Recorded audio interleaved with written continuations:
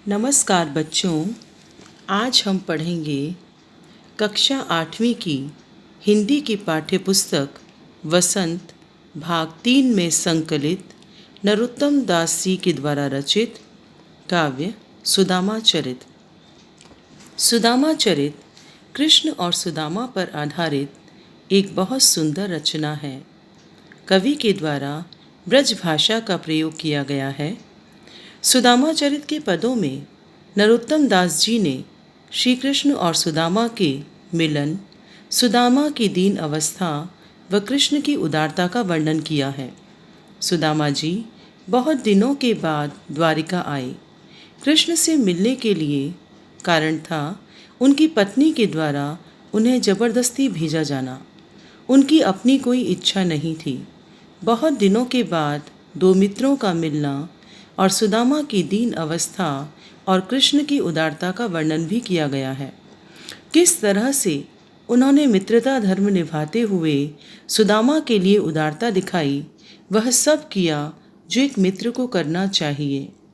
साथ ही में उन्होंने श्री कृष्ण और सुदामा की आपस की नोक झोंक का बड़ी ही कुशलता से वर्णन किया है। इसमें उन्होंने यह भी दर्शाया है कि श्री कृष्ण कैसे अपने मित्रता धर्म का पालन करते हुए सुदामा के कहे बिना ही उनके मन की बात को जानकर उनकी गरीबी दूर कर देते हैं। पहला काव्यांश इस प्रकार है। शीस पगा न झगा तन में प्रभु, जाने को आही बस के ही ग्रामा। धोती फटी सी लटी दुपटी अरु, पाया उपानह को नहीं सामा। द्वार खड़ो द्विज दुर्बल एक, रयो चकी सो वसुधा अभिरामा। पूछत दीन दयाल को धाम, बतावत आपनो नाम सुदामा। पहले शब्दों के अर्थ पर ध्यान देंगे। शीस अर्थात सिर, पगा अर्थात पगड़ी, झगा अर्थात कुर्ता, तन अर्थात शरीर, द्वार अर्थात दरवाज़ा, खड़ो खड़ा है, द्विज दुर्बल अर्थात दुर्बल ब्राह्मण, रयो चकिसो अर्थात आश्चर्यचकित, वसुधा अर्थात धरती, अभिरामा अर्थात सुंदर, पूछत अर्थात पूछता है, दीन दयाल अर्थात दीनों पर गरीबों पर दया दिखाने वाले प्रभु श्री कृष्ण, धाम अर्थात स्थान। इसमें श्री कृष्ण के बचपन के मित्र सुदामा अपनी पत्नी के आग्रह पर कुछ आर्थिक सहायता पाने की आशा में कृष्ण की नगरी द्वारका पैदल जा पहुँचे हैं। कवि ने उसी समय के दृश्य का वर्णन किया है। द्वारपाल श्री कृष्ण को महल के अंदर जाकर सुदामा के बारे में बताता है। शीस पगा न झगा तन में प्रभु, जाने को आही बसे के ही ग्रामा। कि हे प्रभु, महल के बाहर द्वार पर एक गरीब व्यक्ति खड़ा हुआ है जो बहुत ही दयनीय अवस्था में है। शीस पगा, उसके सिर पर पगड़ी नहीं है, न झगा तन में और न ही उसके शरीर पर कुर्ता है। जाने को आही, हे प्रभु, वह न जाने कहाँ से आया है, बसे के ही ग्रामा, और पता नहीं किस गांव में निवास करता है। धोती फटी सी लटी दुपटी अरु, और उसने जो धोती पहनी हुई है वो भी फटी हुई है और दुपट्टा भी फटा हुआ है। अरु पाय उपानह को नहीं सामा, और उसके पैरों में उपानह अर्थात जूते पहनने की भी सामा अर्थात सामर्थ्य उसकी नहीं है, अर्थात वह नंगे पैर है, उसके पास जूते पहनने की सामर्थ्य भी नहीं है। द्वार खड़ो द्विज दुर्बल एक, महल के द्वार पर एक दुर्बल कमज़ोर द्विज अर्थात ब्राह्मण खड़ा हुआ है। रयो चकिसो वसुधा अभिरामा, और वह इस अभिरामा अर्थात सुंदर वसुधा पृथ्वी को देखकर चकिसो आश्चर्यचकित है। पूछत दीन दयाल को धाम। वह दीन दयाल आपका अर्थात श्री कृष्ण आपका स्थान पूछ रहा है। बतावत आपनो नाम सुदामा, और अपना नाम सुदामा बता रहा है। काव्यांश में कृष्ण सुदामा के मिलन तथा सुदामा की दीन अवस्था व कृष्ण की उदारता का वर्णन है। कृष्ण सुदामा के विषय में सुनकर दौड़कर बाहर आए तथा सुदामा को बेहाल देखा। काव्यांश कुछ इस प्रकार है। ऐसे बेहाल बिवाइन सो, पग कंटक जाल लगे पुनि जोए। हाय महा दुख पायो सखा, तुम आए इतै न कीतै दिन खोए। देखी सुदामा की दीन दशा, करुणा करके करुणा निधि रोए। पानी परात को हाथ छुयो नहीं, नैनन के जल सो पग धोए। पहले शब्दों के अर्थ पर ध्यान देंगे। बेहाल अर्थात बुरी हालत, बिवाइन सो अर्थात फटी एड़ियाँ, पग अर्थात पाँव, कंटक अर्थात कांटे, पुनि जोए अर्थात निकालना, महादुख अत्यधिक दुख, सखा अर्थात मित्र, इतै न किते कितने दिन, दीन दशा अर्थात बुरी दशा, करुणा करिके अर्थात दया करके, करुणा निधि अर्थात दया के सागर श्री कृष्ण, हाथ छुयो नहीं अर्थात हाथ नहीं लगाया, नैनन के जल अर्थात आँखों के आंसुओं से, पग अर्थात पैर।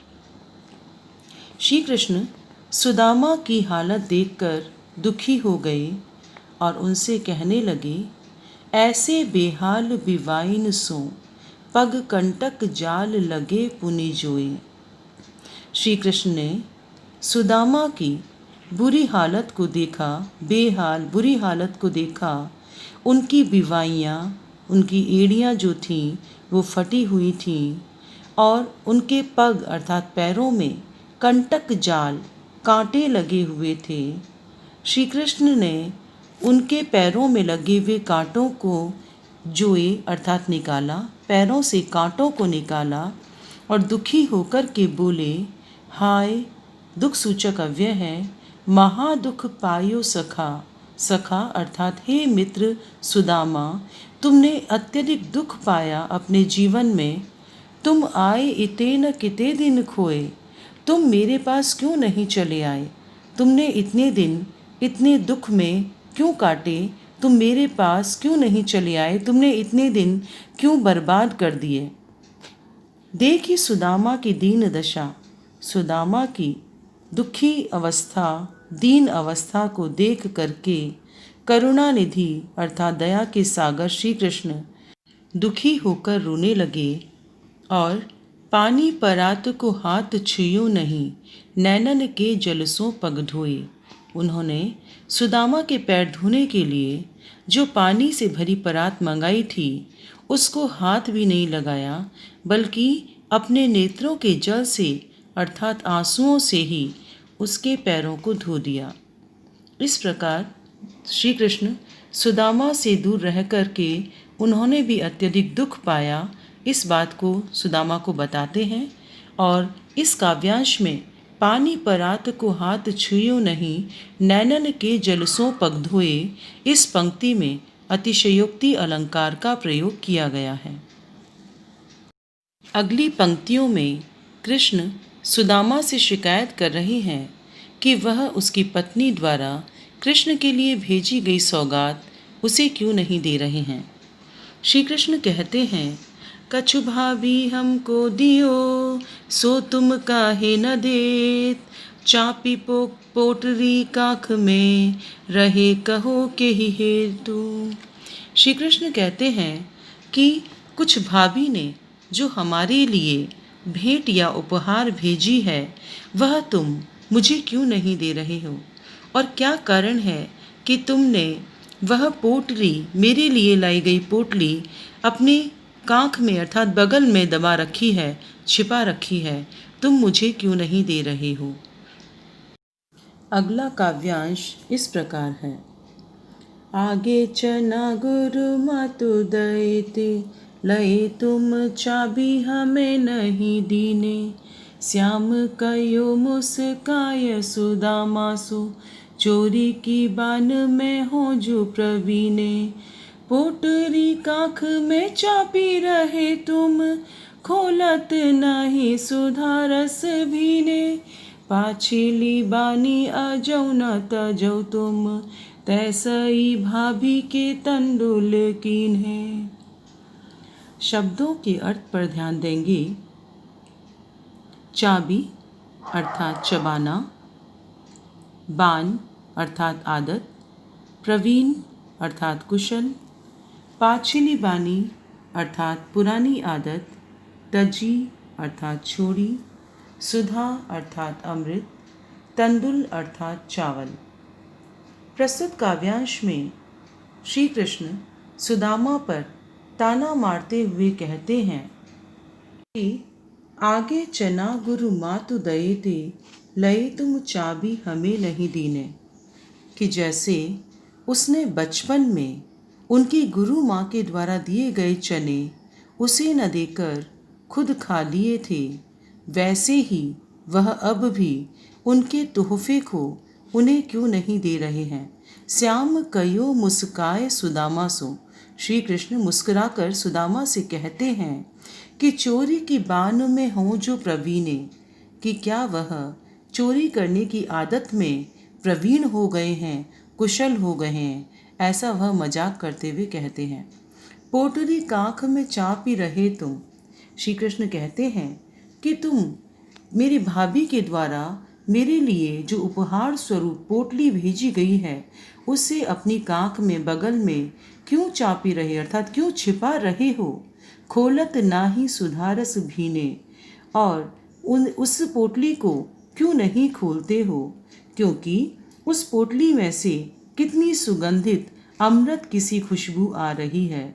और जो भेंट है, जो उपहार मेरी भाभी के द्वारा मेरे लिए भेजा गया है, वह भी मानो अमृत से भीगा हुआ है, अर्थात बहुत प्रेम पूर्वक भेजा गया है।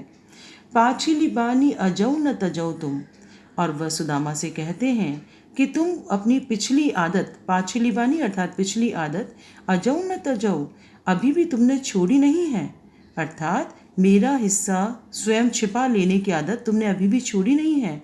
तैसे ही भाभी के तंदुल कीन है, और यही कारण है कि तुम अभी भी मेरी भाभी के द्वारा जो उपहार मेरे लिए भेजा गया है उन चावलों की पोटली को छिपाकर बैठे हो, मुझे नहीं दे रहे हो। अगला काव्यांश इस प्रकार है। कृष्ण सुदामा को खाली हाथ भेज देते हैं। इस बात पर सुदामा को बहुत दुख होता है। वह पुलकनी वह उठी मिलनी, वह आदर की बात, वह पठवनी गोपाल की कछु न जानी जात। घर घर कर ओढ़त फिरे तनक दही के काज, कहाँ भयो जो अब भयो हरि को राज समाज। हों आवत नाही हुतो वाही पठियो ठेली, अब कही हूँ समुझाय के बहुधन धरऊ सकेली। शब्दों के अर्थ पर ध्यान देंगे। पुलकनी अर्थात खुश होना, उठी मिलनी अर्थात उठकर गले मिलना, पठवनी अर्थात भेजना, जात अर्थात जाति, हरि अर्थात श्री कृष्ण, राज समाज अर्थात राज शासन, ओढ़त फिरे अर्थात इधर उधर ढूंढते फिरना, तनक अर्थात थोड़ा, वाही पठियो अर्थात उसी ने भेजा था, ठेली भेजना, धन दौलत, धरऊ अर्थात रखना। इस काव्यांश में सुदामा सोच रहे हैं कि जब वे श्री कृष्ण के यहाँ पहुँचे थे तब तो श्री कृष्ण ने अत्यधिक प्रसन्नता दिखाई थी। वह खुश होकर के उनसे उठकर के गले मिले थे, और उनका बहुत आदर भी किया था। किंतु श्री कृष्ण का सुदामा को इस प्रकार से खाली हाथ भिजवाना सुदामा को समझ नहीं आ रहा था। वास्तव में कृष्ण ने सुदामा को उनके 2 मुट्ठी चावल खाते ही 2 लोगों की धन दौलत दे डाली थी, जिससे सुदामा बिल्कुल अनजान थे। सुदामा कृष्ण के बचपन को याद करके सोचते हैं कि यह वही श्री कृष्ण हैं जो थोड़ी सी दही को मांगने के लिए घर घर हाथ फैलाया करते थे। भला वह उन्हें क्या देंगे। वह सोचते हैं, कहाँ भयो जो अब भयो, हरि को राज समाज, कि अब क्या हुआ जो कि श्री कृष्ण को राजा के रूप में शासन मिल गया, किंतु पहले तो वह थोड़े से दही के लिए घर घर जाकर के हाथ फैलाते रहते थे। हो आवत नाही हुतऊ वाही पठियो ठेली, मैं तो पहले ही यहाँ नहीं आना चाह रहा था, मेरी पत्नी ने ही मुझे जिद करके यहाँ भेजा था। इस कारण सुदामा बहुत नाराज़ थे और वह सोच रहे थे कि अब कहियों समुझाए के बहुधन धरो सकेली, कि अब मैं अपनी पत्नी को समझा कर के कहूँगा कि लो बहुत सारा धन मिल गया है, अब इसे संभाल कर रखो। वे यहाँ आना नहीं चाहते थे। अब हालत यह थी कि जो चावल वे मांग कर लाए थे वह भी श्री कृष्ण ने ले लिए थे। बदले में खाली हाथ वापसी हुई। इस कारण सुदामा अत्यधिक दुखी हैं। पहले काव्यांश में श्री कृष्ण द्वारा सुदामा को धन धान्य से परिपूर्ण कर देने का वर्णन किया है। काव्यांश इस प्रकार है। वैसोई राज समाज बने, गजबाजी घने मन संभ्रम छायो, कैंध्यो परो कहूँ मार्ग भूली के, फेरी के मैं अब द्वारका आयो। भान बिलो के बेको मन लोचत, सोचत ही सब गाँव मझायो, पूछत पांडे फिरे सब सो, पर झोपड़ी को कहूँ खोज न पायो। शब्दों के अर्थ पर ध्यान देंगे। वैसोई अर्थात वैसा ही, गज अर्थात हाथी, बाजी अर्थात घोड़ा, संभ्रम छायो अर्थात मन में भ्रम हो गया, फेरी के अर्थात भूल के अनजाने में, मार्ग अर्थात रास्ता, भवन अर्थात भवन, बिलोकिबे अर्थात देखना, झोपड़ी अर्थात झोंपड़ी, मंझाइयो अर्थात बीच में, खोज न पायो अर्थात ढूंढ नहीं पाया। सुदामा जब अपने गांव में पहुँचे तो वहाँ जाकर उन्होंने देखा कि वहाँ द्वारका जैसा ही ठाट बाट है, वैसा ही राज समाज है। बैसोई राज समाज बने। द्वारका से जब सुदामा अपने गांव पहुँचे तो वहाँ जाकर उन्हें ऐसा लगा मानो वहाँ भी बिल्कुल जैसा कि द्वारका में शासन था, महल थे, घर बार थे, वैसे ही उन्हें अपने गांव में नज़र आ रहे थे। गजबाजी घने, उसी प्रकार के गज बने हाथी और घोड़े घने बहुत ज़्यादा संख्या में उन्हें अपने गांव में भी नज़र आ रहे थे।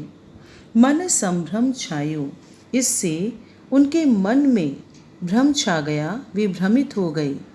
कैंध्यों परो कहूँ मार्ग भूली के, और उन्हें ऐसा लग रहा था मानो वे मार्ग भूलकर, रास्ता भटक कर, फेरी के मैं अब द्वारका आयो, कि फिर से रास्ता भटक करके द्वारका में ही आ गए हैं। वे शायद रास्ता भूल गए हैं, ऐसा उन्हें लगा। भौन बिलोकिबे को मन लोचत, सोचत ही सब गाँव मझायो। वहाँ भी द्वारका के जैसे ही भव्य और सुंदर महल बने हुए थे। सुदामा के मन में उन भवनों को देखने का लालच आ रहा था। यही सोच कर के वे गांव के बीच में चले गए। पूछत पांडे फिरे सब सों, पर झोंपड़ी को कहूँ खोज न पायो। वहाँ जाकर सुदामा ने सभी से अपनी झोंपड़ी के बारे में पूछा, पर वे अपनी झोंपड़ी को खोज नहीं पाए। वास्तव में उनकी झोंपड़ी के स्थान पर श्री कृष्ण की कृपा से भव्य महल दिखाई दे रहे थे। उनका पूरा गांव ही अलौकिक आभा से चकाचौंध हो रहा था, जिनके कारण सुदामा भ्रमित हो रहे थे। श्री कृष्ण ने उनकी बिना बताए ही सहायता कर दी थी। अगले काव्यांश में भी श्री कृष्ण द्वारा सुदामा को धन धान्य से परिपूर्ण कर देने का वर्णन किया गया है। काव्यांश इस प्रकार है। कैवह टूटी सी छानी हती, कहाँ कंचन के अब धाम सुहावत।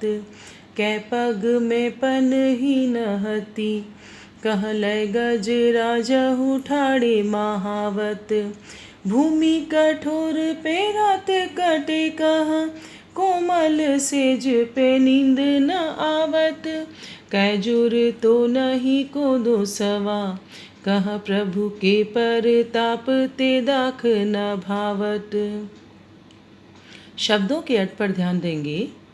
छानी अर्थात झोंपड़ी, कंचन अर्थात सोने के, धाम अर्थात महल, पनही अर्थात जूता, गजराजहु मने श्रेष्ठ हाथी, भूमि जमीन, कटे मने गुजरती या व्यतीत होती, कोमल सेज अर्थात मुलायम बिस्तर, जुरतों अर्थात उपलब्ध होना, कोदो सवा मने घटिया किस्म के चावल, दाख किशमिश मुनक्का आदि, पग अर्थात पाँव और प्रताप अर्थात कृपा।